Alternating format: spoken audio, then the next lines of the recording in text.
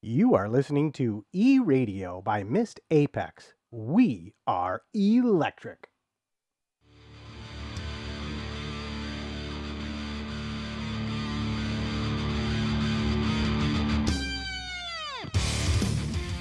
Hello, everyone, and welcome to the eRadio Show. Today's episode is called The Principal's Office. I'm Matt Trumpets, and I'm joined by not only our very own tame baby e-reporter and intrepid journo Chris Rainbow Sparkle Stevens today, but also by ace photog, world traveler, and international man of mystery Shivraj Gohil from Spacesuit Media. Hello, Chris. How are you doing today? I'm doing great, Matt. How are you? Yeah, I'm doing fine. I might be overdoing the American thing a little bit. I don't know. What do you think? What is the American thing? Like the let's get ready to rumble kind of deal. Usher Yeah, syndrome. is that a bit too much? But if you sound like him, then that's great. Yeah, I believe me, if I sounded like him, I'd have an entirely different career. Well, you've had a little bit of an interesting time, but what say we wander over and say hi to our guest? Yeah, I'm here. Hi. How are you? 1 second. Are you ready?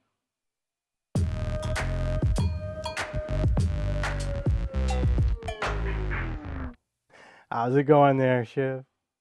Yeah, I'm fine. I'm fine. How are you guys? I think we're doing very well. We're very delighted to have you on the show, and thanks so much for taking time out of your busy schedule to come visit with us. You must have logged so many miles over the past year. Yeah, it's been it has been crazy. I don't even know where to start. I've forgotten half the places I've been to now. But yeah, the miles have been logged up quite a lot. Yeah, have you cashed them in yet? Are you going on your dream vacay now with all the miles? Unfortunately, I'm always going for the cheapest flights that I can possibly get, so I've got points across the board with all the airlines. All right. Well, I know Chris is itching to get in and ask you a question, so go ahead there, Mr. Stevens. Well, actually, I've just thought of one myself because at the end of last year, I worked out how many times I'd like been around the Earth equivalent with all the air miles that I'd done. I don't know if you've done the same. I haven't done it yet, no, but I do log how many pictures I take in a season. I can't remember the number off the top of my head. I know in I think season three, it was about 70,000 shots. Wow. That's how many I took, but there's a lot on a lot got rejected. Yeah. I mean, the end of last year, I also worked out how many London bus lengths I'd traveled. It was somewhere in the region of like 12 million. It's all about, taking the air miles you do and working it into some sort of useless statistic that's bizarrely fun.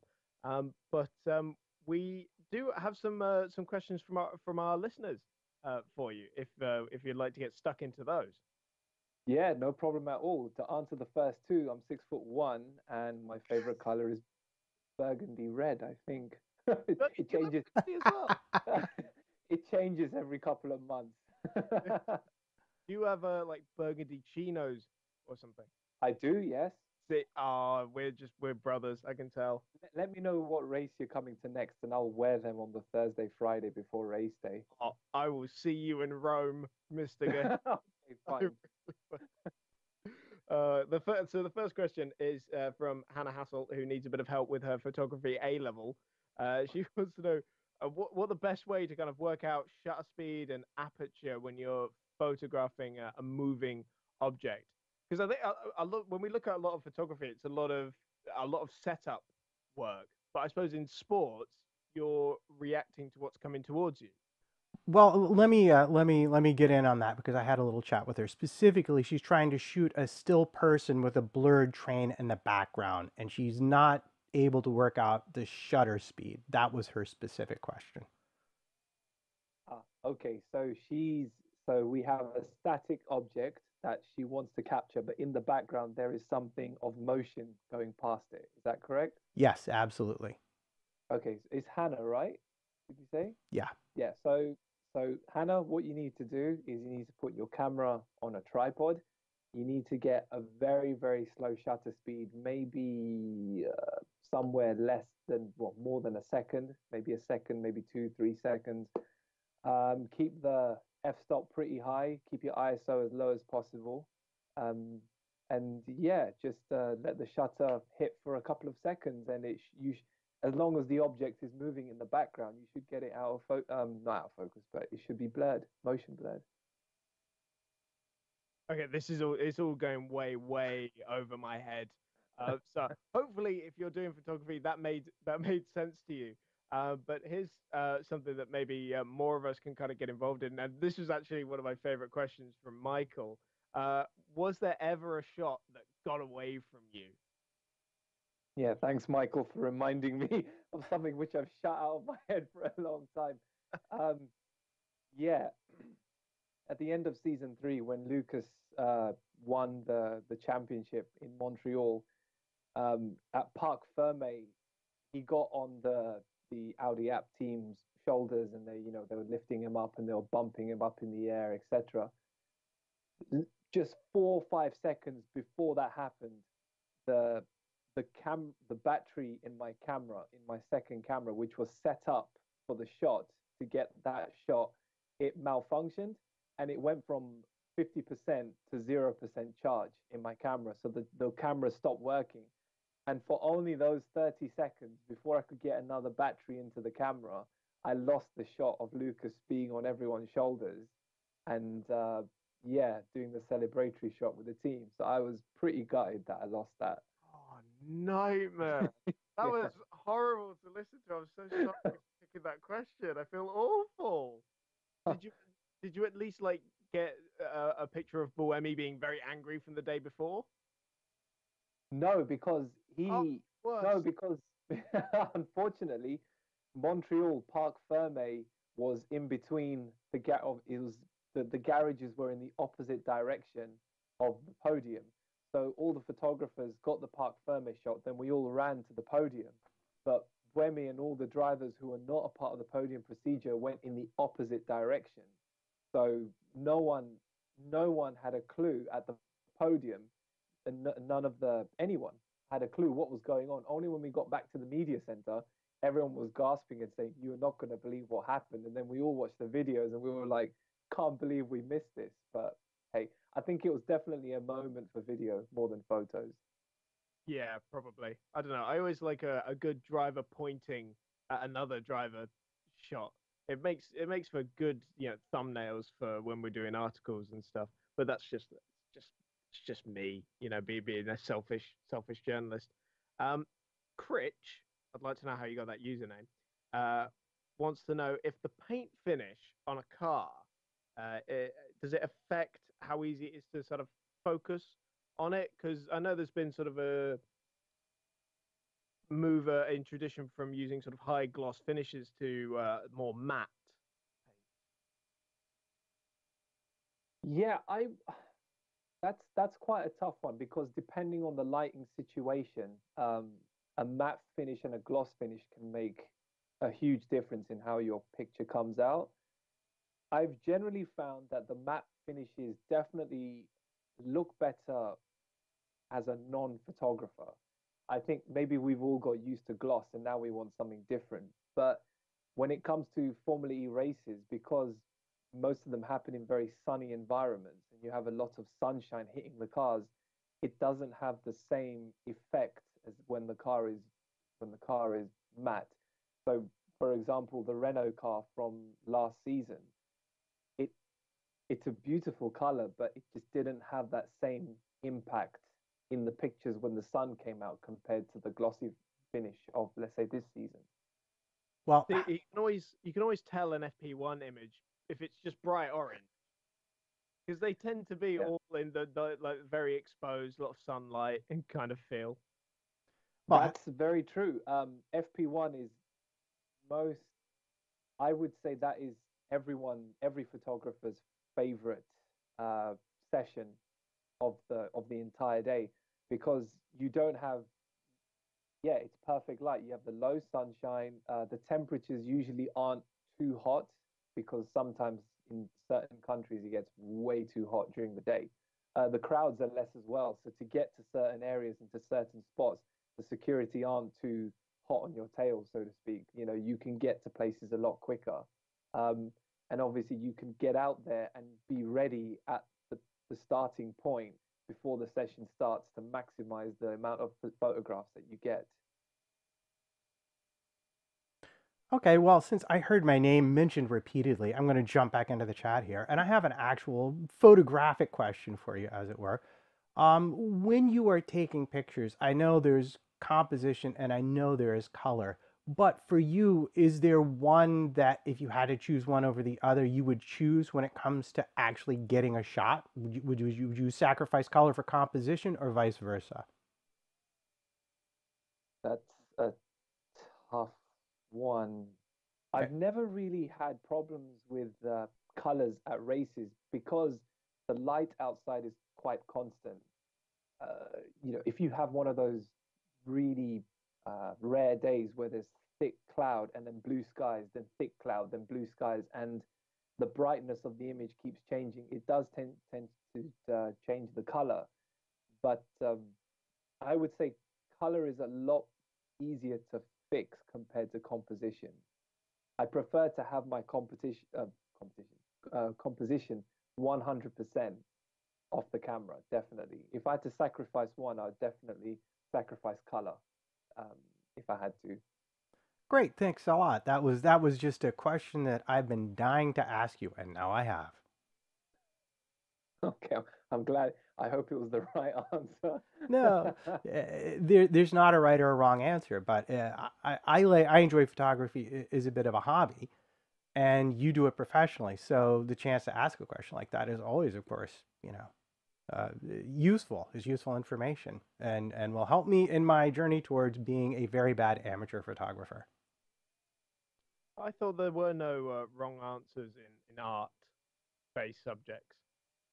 Obviously, you never studied any. I did English lit. You would told me there was no wrong answer until I gave an answer, and they'd say, "No, that was terrible. What are you doing?" Chris, when you work for a Formula E team and the team principal comes up to you and says, "Why is this specific sponsor color a bit too bright or a bit too dark compared to what it is?"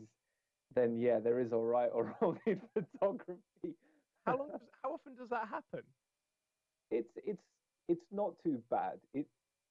There are certain situations when the lighting is very difficult, where usually it's not an external shot, it's when it's internal. If you have the car in a room or in an area where there is artificial lighting like tube lights, you get a flicker that the human eye cannot see.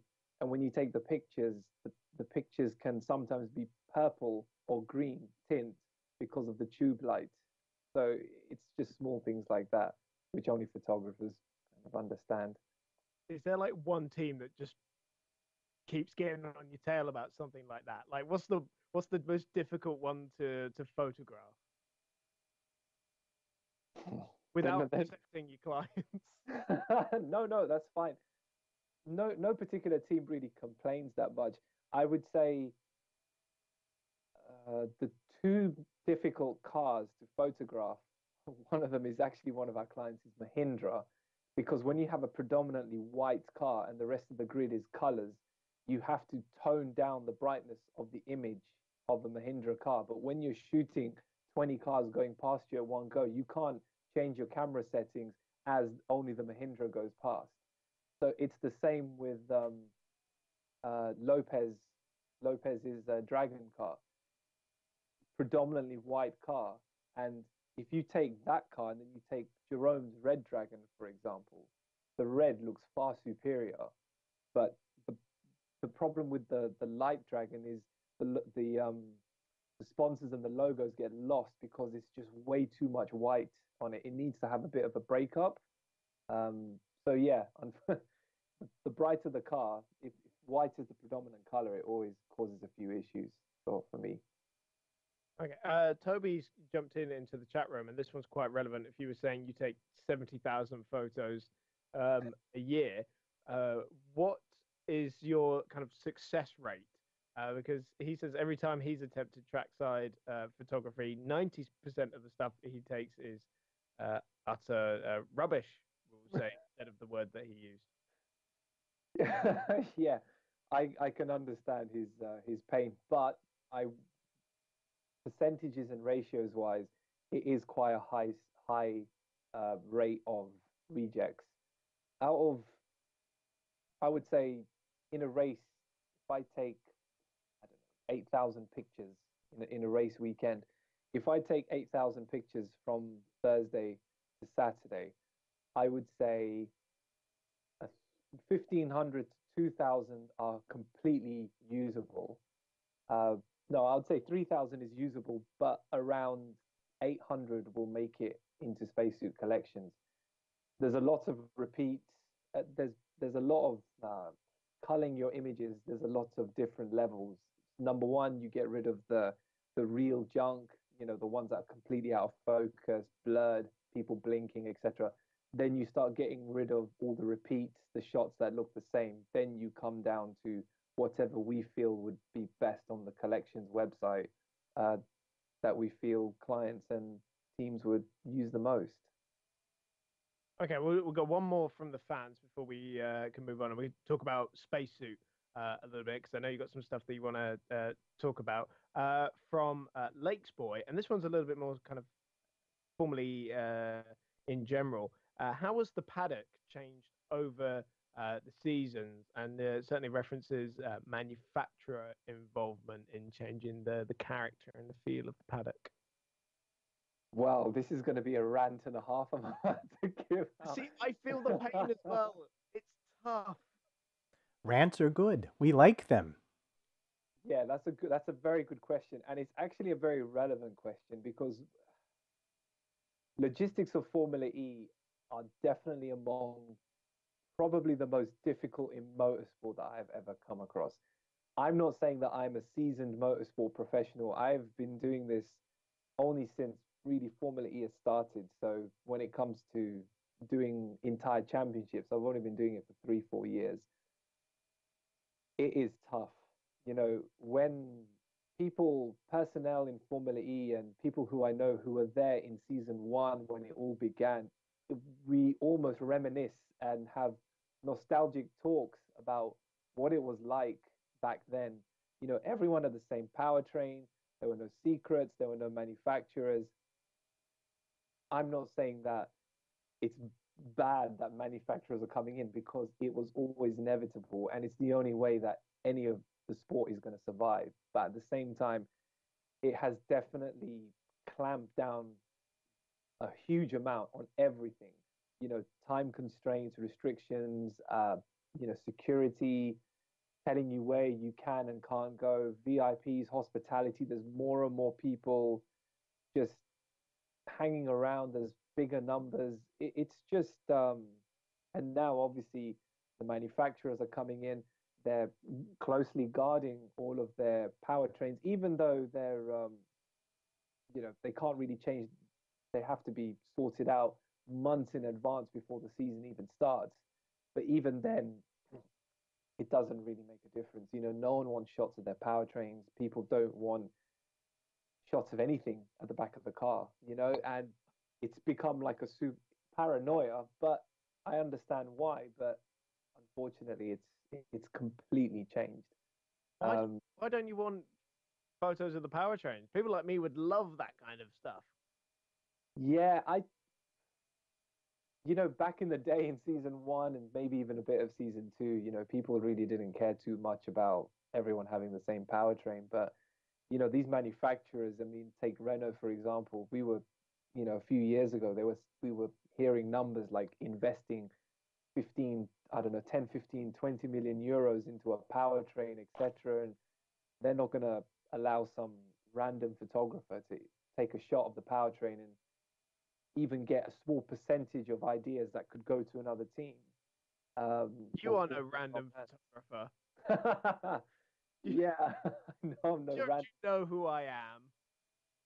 Okay, I mean, to be honest, if people know what kind of photography I do personally, they will know that the powertrain is the absolute last thing I would want to take pictures of, because for certain people in the paddock, and I'm not saying everyone, but they love the technical side of Formula E, and I respect that, but that is definitely not what my side is. You see, my side is the emotion, the sports side, just the characters, the personalities, the rise and fall of the stars, and you could say it's the wedding photographer in me coming out.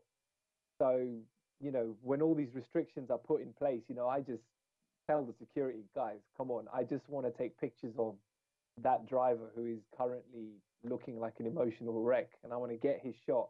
I have no plans on shooting the exposed powertrain of the Renault or the Audi or whatever next to him, but that's just the way it goes. It went from being very sweet, the wedding photographer in me, to wanting to capture somebody's sadness for eternity. Really went dark. Yeah. So, Well, I've taken pictures of brides who have run out of weddings, so I've seen it all, so it's all good. what? Oh my God, drama. Yeah. How many for real? How many times has that happened? Only once, but Oh, it's a great story for like dinner parties and telling people new things. oh man, if we had like more space on this show, next time Yeah, definitely. you've got to I'll tell us go. the wedding story. Or just tell me in Rome, and then you and me will have inside jokes about it that Matt will never understand. That's No, okay. that's fine. I Talk have about it in burgundy trousers, no problem. I Yeah, have man. I have my own failed to show up for the wedding stories because I used to play a lot of weddings as a musician. In fact, I have seen that very same thing. Bride did See, not show up. every wedding I've been to has been very successful. And how many That's have you great. been to? But several, a bit like 10, maybe. I've been to thousands. Well, more than most people Wow, my you're age. doing better than me then. Yeah, well, I did weddings for a long time. And in fact, once we're off air, I'll share with you my favorite ever um, promise to honor and obey that was handwritten by the extremely young couple. It was probably one of the funniest things that I've ever heard in my life, but it will not meet our safe for work ethos. So, anyway, I'll leave it to the imagination of the listener. Way to tease the viewers there, Matt. But They need to come to the live stream. but going back to what we were saying, yeah, it has changed massively. I wish it hadn't, and with more manufacturers coming in, I know it's going to become even more constricted. But I'm hoping that being there since the very first day and having the the um, the contacts and the connections and the network that I have within the paddock, that I can just keep on calling favors because they ultimately know that the shots will maybe look half decent. So they give me the benefit of the doubt. So I hope that that carries on even when new faces come in, because as PRs and new people start coming in, you start losing those connections and you start losing that relationship with the teams. And then you just become another photographer. And I'm hoping that doesn't happen too soon. So there's just more and more layers between you and the actual people who are your clients in many cases. And I don't know, I can't help but be minded of this same situation of Formula One, where everyone is completely paranoid. But think, especially Formula E, it seems like it's probably more in their own best interest to be as open as possible, as they're just still trying to grow the audience for the sport. Yeah, exactly. And you have to also remember that even when it's not the manufacturers, big sponsors come in, they ask for more of the driver's time. We've got huge TV production crews now coming in and following drivers, and they're doing, stuff on Amazon and all these kind of new style documentary things, and more time for the driver, even for my own clients, is just eaten away. And the days of saying to Nick Heidfeld, for example, oh, Nick, can we just go and do a quick photo shoot? He'll be like, sorry, I can't. I've got to do something for one of our sponsors. It's just the way it goes.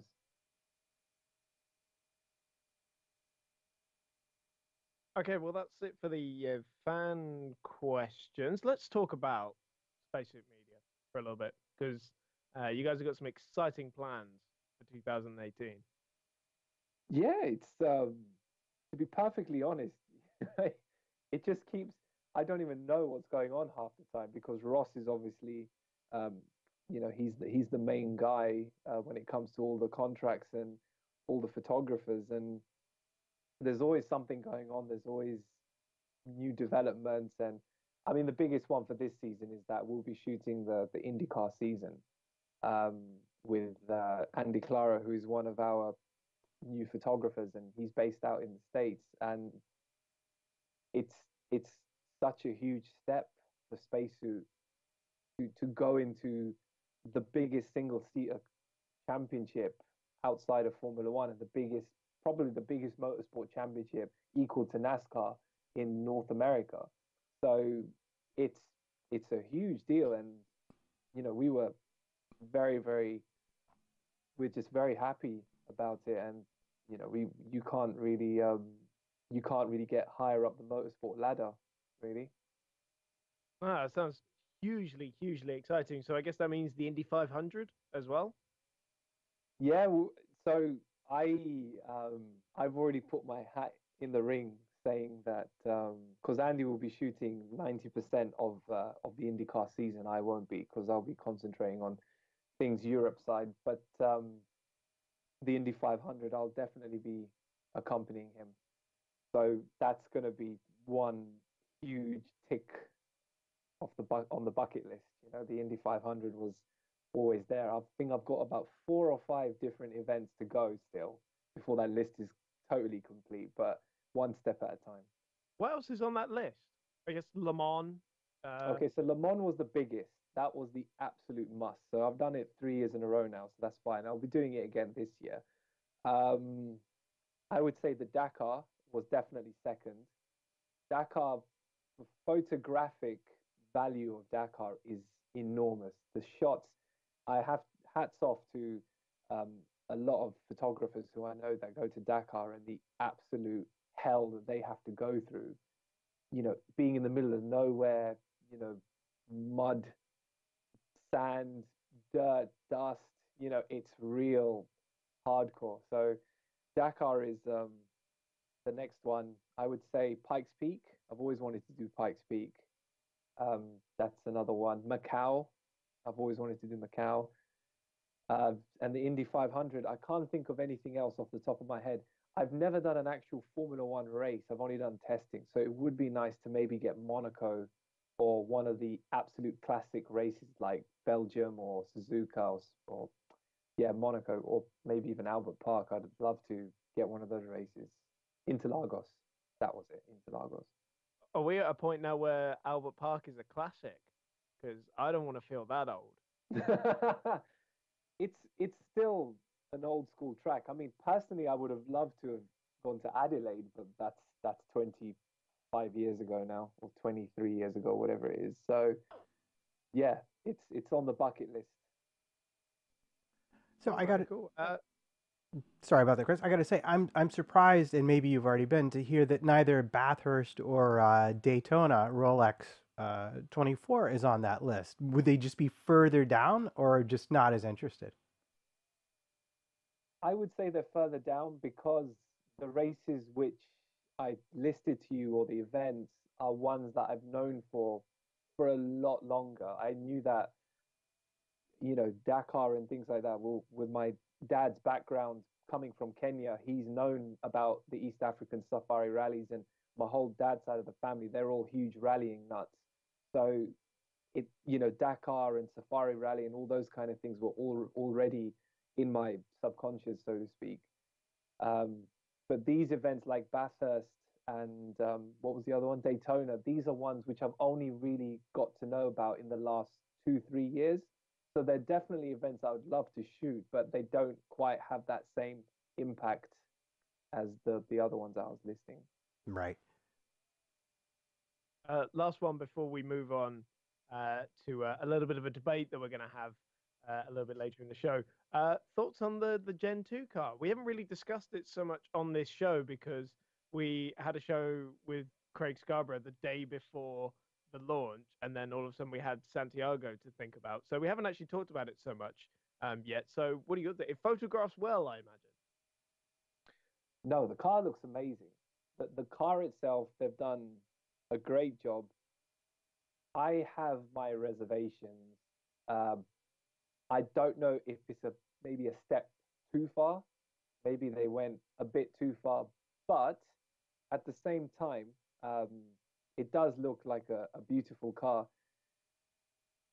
There are certain things which when I see the car, I just think to myself, if it was driving around, for example, Singapore street racetrack at night, I think it would look fantastic. I think it would suit the environment. I think it would really, it just has that real stealth, beautiful stealth, dark night kind of feel, so to speak.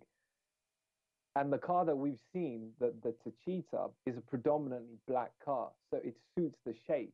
Now, what's going to happen is, my personal opinion is, once you start getting the other teams and teams which haven't got a predominantly black livery, it's going to look a bit messy.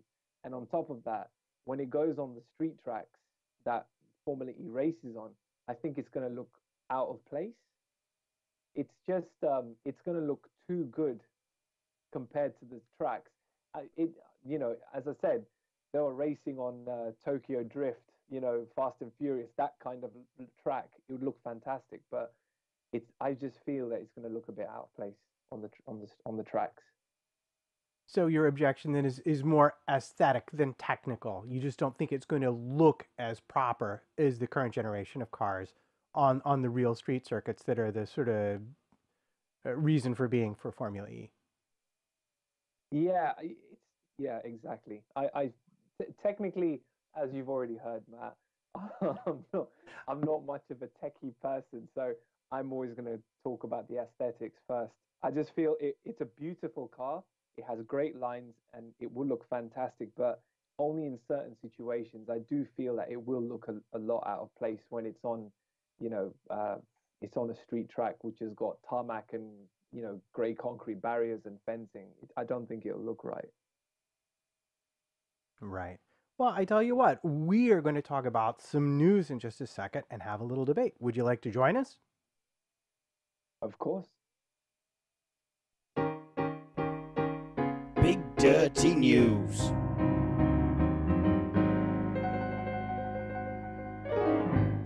All right, Mr. Stevens, why don't you tell us what is the controversy of the week? So our great debate is going to be about some YouTube videos, which I know is it's very how millennial of you. The basic premise of this is actually comes from an article from Sam Smith on eRacing 365. That the videos on YouTube formally uploads after each race of all the team radio. Some of the teams aren't very happy about it because they're sort of sharing private information. And there was a moment in Santiago where PK was trying to kind of dress up a little bit of information and think in a code.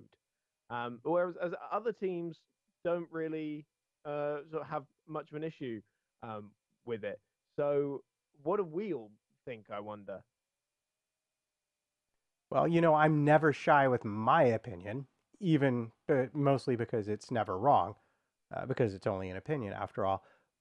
But I think while I understand why they would want to hide this technical information from the other teams, because they feel like if it's overheard on the broadcast or if it's overheard afterwards, it will give their competitors an advantage. The fact of the matter is the rules are the same from all of them. They can all go and listen to each other's team radio and figure out what they need to figure out about the technology that's being run and use it to adjust their game plan for their competitors. And really, the battle is between the fact that transparency like that is something that grows your audience, meaning fans watching the sport, and sort of proprietary and technical information the teams wish to keep hidden for purposes mainly of competition. If I have a breakthrough, I don't want the other teams to know about how I'm managing it, and if they hear it on team radio, then they're going to copy it. But let's face it, what makes good racing is the fact that it stays close.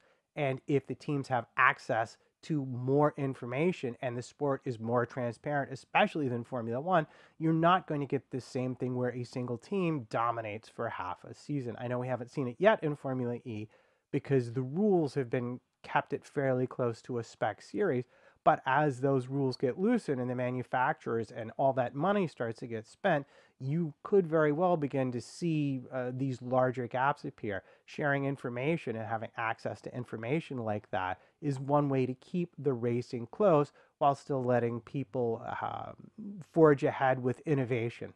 That's my opinion. What do you think, Mr. Stevens? Well, they're great for the fans, obviously, these videos. I know there is a slight issue with the fact that they're not safe for work, but a viewer discretion notice is put up at the start of each video. So in that case, I think it's fine. But as far as for the teams, the team radio is broadcast live anyway. So if the teams have got a problem with their information being shared, then they would always be talking as if they were constantly live. So I'm not really sort of sure what leg they're standing on in that case, because that information is so accessible anyway, and I really don't think there's going to be so much you can tell from a driver reading a bit of dashboard numbers, because let's face it, nobody really wants to listen to Sebastian Buemi read off a bunch of random numbers from his steering wheel. You want to hear those heart in mouth moments, like when Lotterer went into the back of Vern, and you hear Vern's reaction to that, or the general craziness of that race. You want to hear the reaction and those moments where it all kicks off. So I feel like they should be more the focus, and they are. But with the information, I'm not sure it's something that really the fans want to get into. Shiv, I don't know if you have an opinion on that at all. Well, the one race I missed that I'm going to miss this season was actually Santiago. So I watched the race. So it was quite interesting to see just everything unfold. And I did watch the YouTube video that you're talking about with the radio messages, etc. I really don't see it as a problem, because everyone, as you said, everyone is in the same boat, and you don't want to start restricting it too much so soon into the championship kind of birth, because the championship, if anything, it needs more exposure. You don't want to start clamping down stuff so soon, because then people might just start saying, well, I mean, if they're going to be like this, then whatever. So I thought it was a great video. I enjoyed it, definitely, and I enjoyed the race. Listening to the radio communications, it was a lot of fun. Okay, so I have a follow-up then. Some of the complaints have been by drivers specifically feeling that it might make them out to look bad. And I know you have some drivers as client. Is that a serious concern? Just in terms of drivers managing their own quote-unquote brand, although it pains me to even say that sentence out loud. I've got a lot of the drivers in Formula E are obviously friends, so I've got to be careful what I say now. Well, that's why I thought you might have some insight. I mean, part of this is just the technical information, but then there's also this personal aspect of, and if anyone who's ever done competitive sports knows that your history could be gone back through, and if it was on tape, you could look a fair bit worse than you actually tend to be in real life. And I guess that's kind of where my question is. I think the brand, when we say the branding of the driver, I would say that the team itself is probably more worried than the driver about how he comes across. I really don't think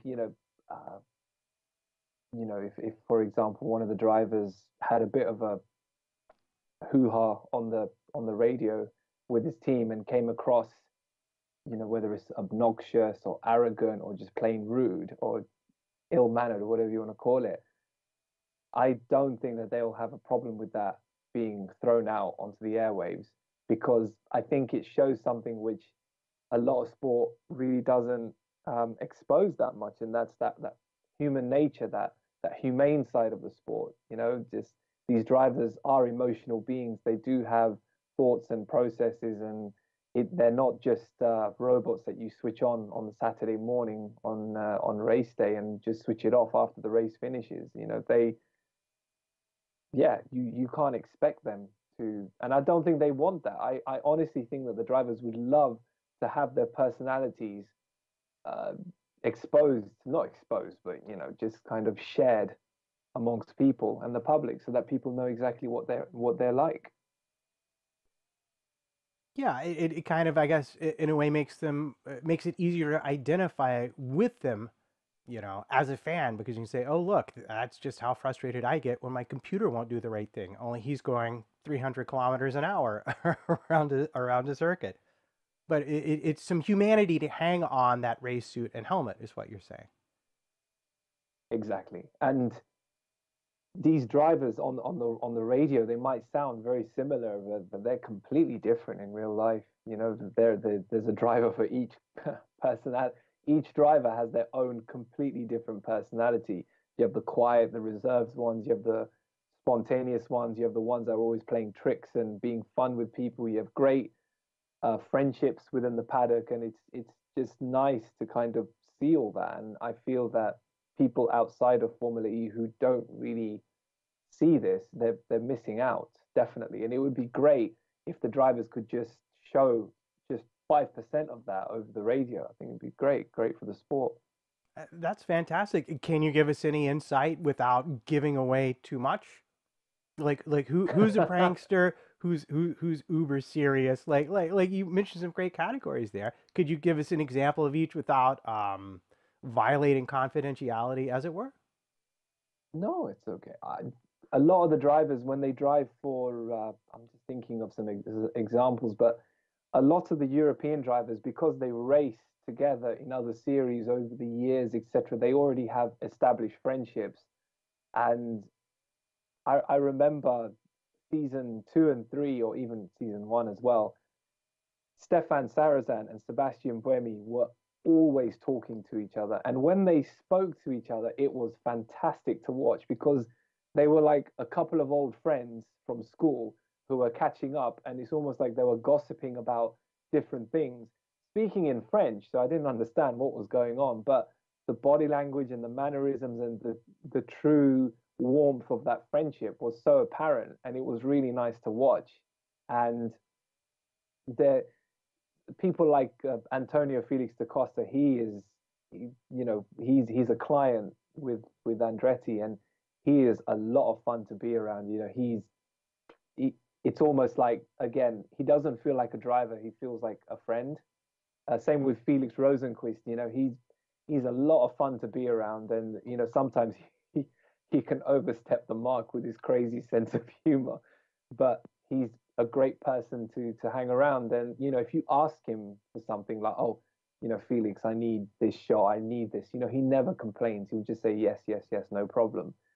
And then you have a driver like Nick Heidfeld, who is very reserved, and he's maybe it's an age thing, you know, he's a mature character, but you know, he's a really, really top guy. He's such a lovely person. Oh. Sorry, man, we're getting a lot of feedback just there. Okay, can you hear me now? No, it's when you talk. Check your connection. You might have brushed your cord. Make sure everything's plugged in properly. Okay. Better. How about now? Yeah. Oh, it's better? Yep. Magically disappeared, as you were. Sorry. As I was saying, people like Nick, a lot more reserved, and there are certain things. I don't know, if I wanted to get a certain photo, I know that Felix would be a lot more approachable for that, but Nick would probably not want to do it. But then that's fine.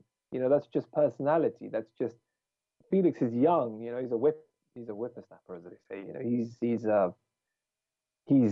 the new kid on the block, so to speak. And Nick has been there, and he's a veteran.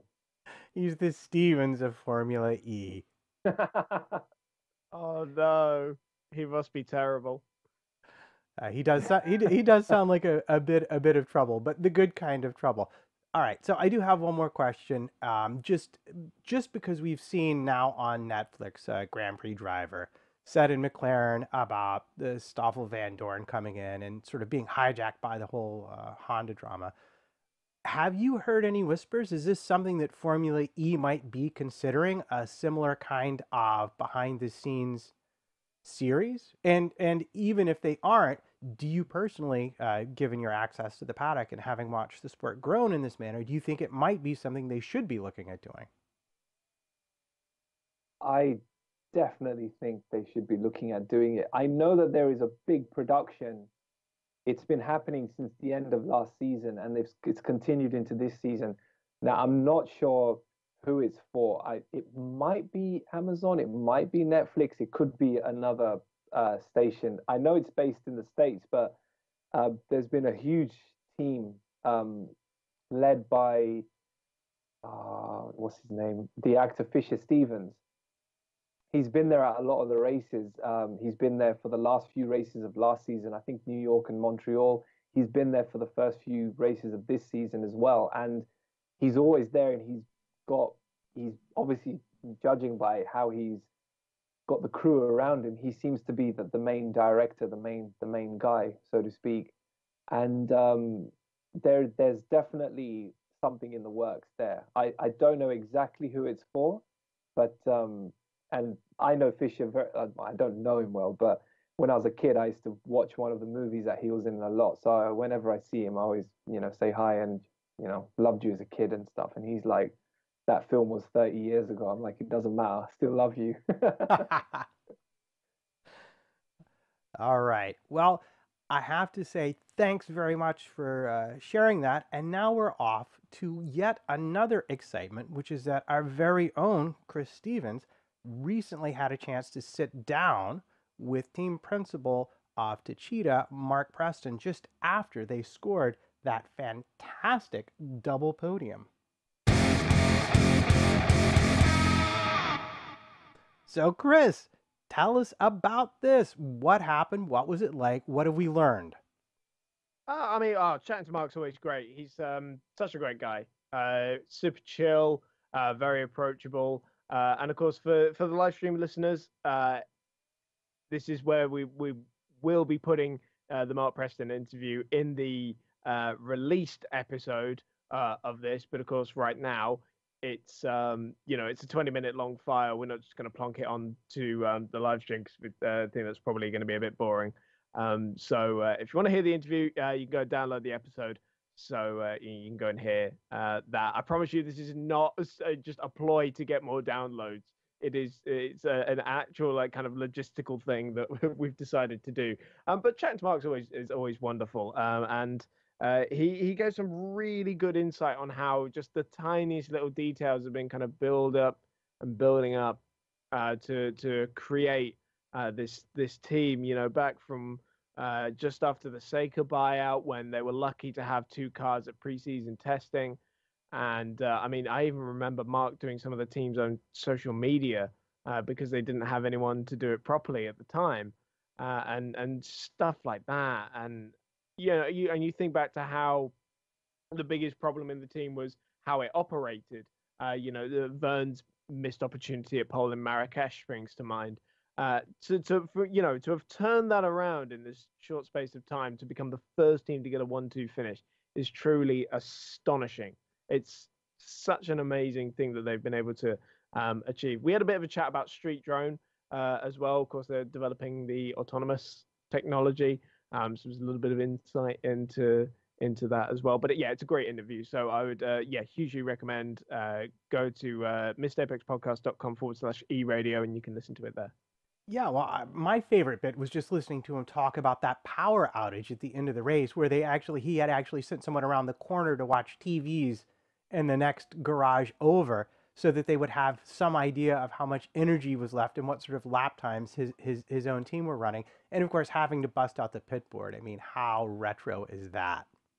They're brilliant. I absolutely love it. It's just one of the best stories to have come out of a Formula E race so far. It's just such a bizarre story about how they had no idea what was going on. He wasn't aware that they clashed, and about how how they managed to get so close on the road as well. Just great. Yes, well, I have to thank you for sharing that one in advance because I have listened to the whole thing. And if you were listening to this, you are in for a treat because there's some really fascinating information he lets loose with about Formula E and about his own background and about what it's like to take a customer team to the top of the heap. Now, I got to say also, unlike certain other shows in the Missed Apex stable, we here at eRadio don't tend to forget comment of the week. And I believe you have put yourself in charge of this week, Mr. Stevens. I have. There's two contenders for this one. There was Mike Gohil. Yeah. A shirtless trumpets, not safe for work. Fair enough. There was also Toby after his question for Shiv. I might as well be a rubbish photographer, we will say, and should stick to writing. Whelp. But I think it's got to go to Mike. Comment of the week.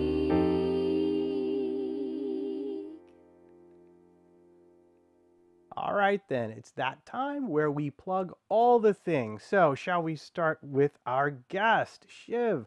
Where can people find you? What are you up to? What are you working on that you want to encourage everyone to go check out? So you can go to spacesuitcollections.com to see all of our latest events and photographs that we have photographed, not just in Formula E, but IndyCar, the open test, for example. There's a couple of pro cycling events, etc. You can find it there. Also, my personal website, shivrajgohil.com, has all of my Formula E best images from all the races ever since season 1 testing. And yeah, that's it. Great. And Mr. Stevens, where can we find you? You can find me on Twitter at cstevens_journo. You can find most of my written work at formulaspy.com and occasionally in Autosport magazine and on autosport.com and on motorsport.com as well. And as for me, I'm Matt PT55 on the Twitters. You can look for me there, retweeting all sorts of useless bits of information. And in the meantime, remember, chicks dig heels, wounds cause scars, and glory is a fungible concept under certain philosophical precepts. This has been eRadio Show.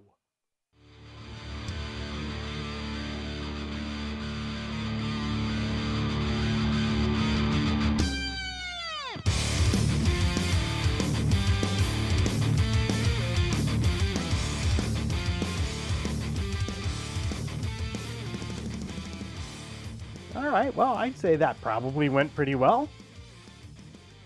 Not bad. That was excellent.